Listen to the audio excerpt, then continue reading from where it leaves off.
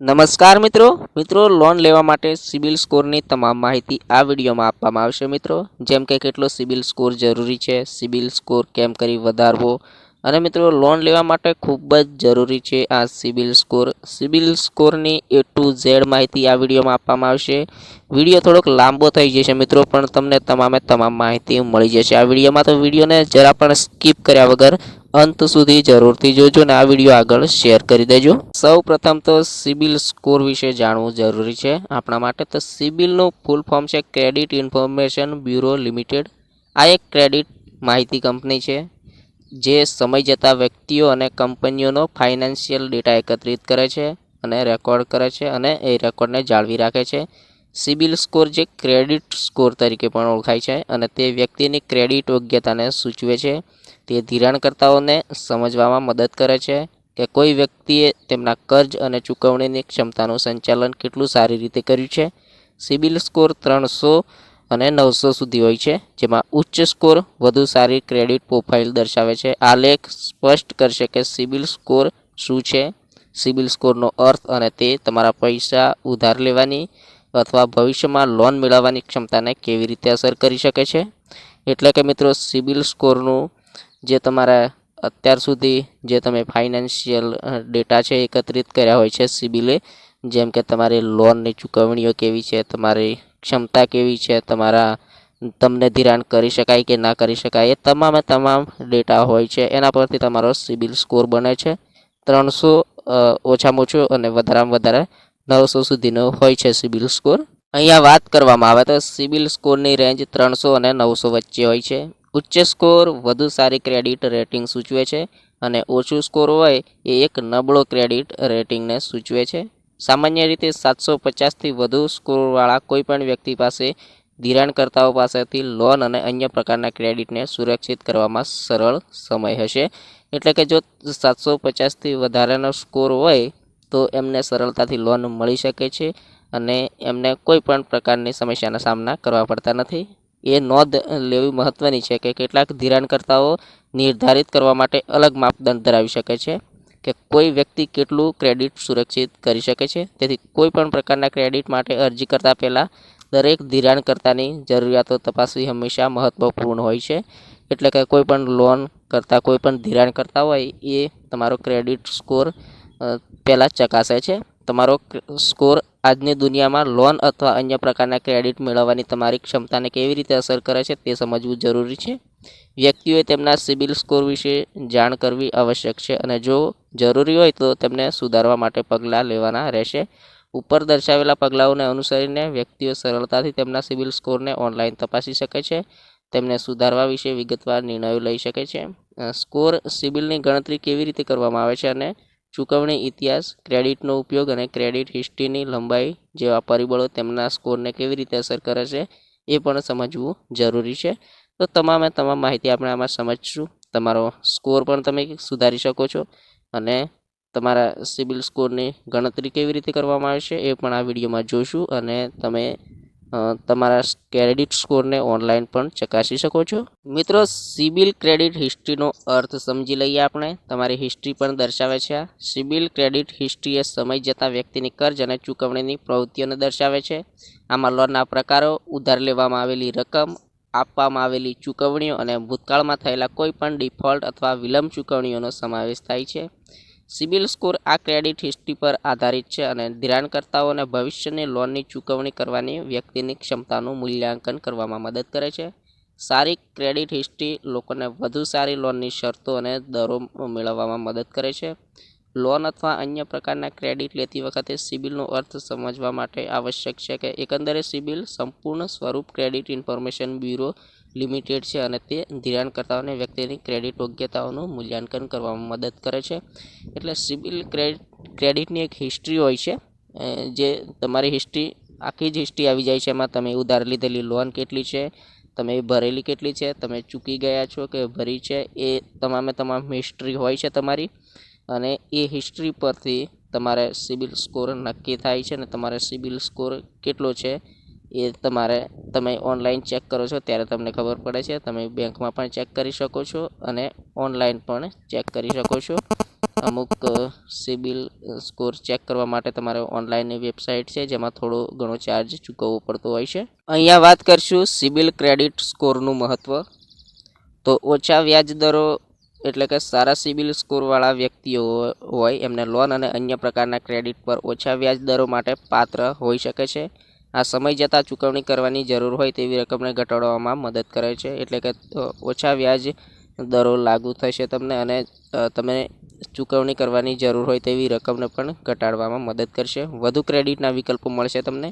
એટલે કે સારો સિબિલ સ્કોર હોય તો વધુ ક્રેડિટના વિકલ્પો ખોલે છે, જેમ કે મોટી લોનની રકમ અથવા લાંબી પુનઃ ચૂકવણીનો સમયગાળો. તે ધિરાણકર્તાઓને સ્વિચ કરવું અથવા એક ક્રેડિટ કાર્ડથી બીજા ક્રેડિટ કાર્ડમાં બેલેન્સ ટ્રાન્સફર કરવું પણ સરળ બનાવે છે. એટલે કે તમારો ક્રેડિટ સ્કોર સારો હોય તો તમને ગમે તેવી લોન લેવામાં સરળતા રહેશે. મોટી લોન લેવી હોય, નાની લોન લેવી હોય, અને તમને લોન ચૂકવવામાં પણ સમયગાળો આપવામાં આવે છે. સારા સિબિલ સ્કોર ઘણા લાભો પ્રદાન કરી શકે છે અને વ્યક્તિઓને વધુ સારા લોનની શરતો અને વ્યાજના દરો સુરક્ષિત કરવામાં મદદ કરી શકે છે. આ સ્કોરનો અર્થ સમજવો મહત્વપૂર્ણ છે. સિબિલ સ્કોર સંપૂર્ણ સ્વરૂપ શું છે અને તે તમારા પૈસા ઉધાર લેવાની અથવા લોન મેળવવાની ક્ષમતાને કેવી રીતે અસર કરે છે એ સમજવું મહત્વપૂર્ણ છે. તમારે લોન અથવા અન્ય પ્રકારના ક્રેડિટ મેળવવા માટે સિબિલ સ્કોર એક મહત્વપૂર્ણ પરિબળ છે. તે ધિરાણકર્તાઓને કોઈ વ્યક્તિની ક્રેડિટ યોગ્યતાનું મૂલ્યાંકન કરવામાં મદદ કરે છે અને તેઓ સમયસર લોનની ચૂકવણી કરી શકશે કે તેની શક્યતા દર્શાવે છે. સારો સિબિલ સ્કોર લોન લેનાર પાસેથી સારી લોનની શરતો અને વ્યાજ દરો મેળવવામાં વ્યક્તિઓને મદદ કરી શકે છે, જ્યારે નબળો સિબિલ સ્કોર લોન અથવા અન્ય પ્રકારના ક્રેડિટ માટે પાત્રતા મેળવવાનું મુશ્કેલ બનાવી શકે છે. લોકોએ સારી ક્રેડિટ હિસ્ટ્રી જાળવી રાખવી જોઈએ અને વધુ સારી લોનની શરતો માટે પાત્ર થવા માટે તેમના સિબિલ સ્કોરને હાલમાં રાખવો જોઈએ. એટલે કે સિબિલ સ્કોર સારો રાખવો જોઈએ. નબળો સિબિલ સ્કોર હોય તો તમને લોન પણ નહીં મળી શકે અને તમને લોન મેળવવા માટે મુશ્કેલીનો સામનો કરવો પડી શકે છે. તેમજ મિત્રો, સિબિલ ક્રેડિટ સ્કોરનું મહત્ત્વ એ છે કે સરળ અને ઝડપથી લોનની મંજૂરીઓ. એટલે કે સારો સિબિલ સ્કોર હોય તો લોન અથવા અન્ય પ્રકારના ક્રેડિટ કાર્ડ તમને મેળવવામાં સરળ બનાવશે. એટલે કે ધિરાણકર્તાઓ ઉચ્ચ સિબિલ સ્કોરવાળા વ્યક્તિઓ પાસેથી લોન એપ્લિકેશનને મંજૂરી આપવાની સંભાવના વધુ છે, કારણ કે તેઓને ભૂતકાળમાં ઋણની ચૂકવણી કરવાની તેમની ક્ષમતા સાબિત કરે છે. એટલે કે તમે ભૂતકાળમાં કોઈ લોન લીધી હોય તો એ તમે સરળતાથી ચૂકવી દીધી હોય છે, તો એ તમારે ચૂકવણી કરવાની ક્ષમતા સાબિત કરે છે. અને ઘણી ફાઇનાન્સ કંપનીઓ હોય અને ઘણી બેન્કો હોય એમના દ્વારા પણ કોલ આવતા હોય છે. એ તમારા સિબિલ સ્કોર પરથી જ આવતા હોય છે કે તમારે આ પ્રકારની આટલી લોન તમને મળી શકે છે અને તમારી લોન મંજૂર થશે. એટલે કે સિબિલ સ્કોર સારા હોય તો એમને સામેથી પણ કોલ આવે છે. ઘણાને લોન લઈ શકો છો તમે એવા. અને આ સિબિલ સ્કોરની ગણતરી કેવી રીતે કરવામાં આવે છે? તો એ સ્વાભાવિક છે કે આ સ્કોરની ગણતરી વ્યક્તિની ક્રેડિટ હિસ્ટ્રીનું વિશ્લેષણ કરીને કરવામાં આવે છે. આમાં લોનના પ્રકારો, ઉધાર લેવામાં આવેલી રકમ, કરવામાં આવેલી ચૂકવણી અને ભૂતકાળમાં થયેલા કોઈપણ ડિફોલ્ટ અથવા વિલંબ ચૂકવણીઓનો સમાવેશ થાય છે. એક ઉચ્ચ સ્કોર દર્શાવે છે કે વ્યક્તિએ સમય જતાં સારો ક્રેડિટ ઇતિહાસ જાળવી રાખ્યો છે અને ભવિષ્યમાં જવાબદાર કર્જદાર બનવાની સંભાવના છે. સારા સિબિલ સ્કોર જાળવવું ધિરાણકર્તાઓ પાસેથી વધુ સારા લોનની શરતો અને વ્યાજ દરો સુરક્ષિત કરવા માટે મહત્વપૂર્ણ છે. એ તો તમે જાણો જ છો. તમારી જે ભૂતકાળની ક્રેડિટ હિસ્ટ્રી હોય એના પરથી તમારો સિબિલ સ્કોર બનતો હોય છે. હવે ખાસ મહત્વપૂર્ણ વાત મિત્રો, કે તમે તમારા સિબિલ સ્કોરને કેવી રીતે સુધારી શકો છો. તો મિત્રો, સિબિલ સ્કોર સુધારવા માટે ઘણા પગલાં લઈ શકાય છે. જેમ કે તમે સમયસર ચૂકવણી કરો. એટલે કે સમયસર તમામ લોન અને ક્રેડિટ કાર્ડની ચૂકવણી કરવી મહત્વપૂર્ણ છે. વિલંબિત ચૂકવણીઓના પરિણામે સિબિલ સ્કોર પર નકારાત્મક અંકો આવી શકે છે. એટલે કે જે ભવિષ્યમાં લોન અથવા અન્ય પ્રકારના ક્રેડિટ મેળવવાની ક્ષમતાને પણ નુકસાન પહોંચાડી શકે છે. તમે કોઈ પણ લોન લીધી છે ને એમાં ચૂકવણી કરવામાં વિલંબ કરો છો, અથવા તમારા જે હપ્તા છે એ હપ્તાઓને ડ્યુ કરો છો, આવું બધું કરો છો, તો તમારે આ સ્કોર નબળો પડવાની ક્ષમતા છે. તમે સમયસર ચૂકવણી કરશો તો તમારો આ સિબિલ સ્કોર છે એ તમારો જળવાઈ રહેશે. તેમજ ક્રેડિટનો ઉપયોગ ઘટાડો. એટલે કે તમે ઉચ્ચ રકમના બાકી ઋણ તમારા સ્કોરને નુકસાન પહોંચાડી શકે છે. હાલના ઋણને ઘટાડવું અને સિબિલ સ્કોરમાં સુધારો કરવા માટે ક્રેડિટનો ઉપયોગ ઓછો રાખવું મહત્વપૂર્ણ છે. એટલે કે તમે જે પણ બેંકોમાંથી ક્રેડિટ લો છો, તો એ ક્રેડિટ લો છો એટલે તમારો સિબિલ સ્કોર ઘટે છે. એટલે તમારે ક્રેડિટ લેવાનું પણ ટાળવું જોઈએ અને નિયમિતપણે તમારા સ્કોરની દેખરેખ રાખો. એટલે કે નિયમિતપણે સિબિલ સ્કોરની દેખરેખ રાખવી તમારા સ્કોરને અસર કરતી કોઈ પણ ભૂલ અથવા વિસંગતિઓને ઓળખવામાં મદદ કરી શકે છે. તો તમે તમારો સિબિલ સ્કોર ચેક કરતા રહો અને પછી તમારો સિબિલ સ્કોર ઘટે છે એવું લાગે છે તો તમે તમારા સિવિલ સ્કોરને સુધારવાની કોશિશ કરી શકો છો. એટલે કે તમે કોઈ પણ ક્રેડિટ લેતા હોય તેને ટાળવું જોઈએ. જો જરૂરી ના હોય તો તમારે ક્રેડિટ લેવું ન જોઈએ, તો તમારો જે સિબિલ સ્કોર છે એ સુધરી શકે છે.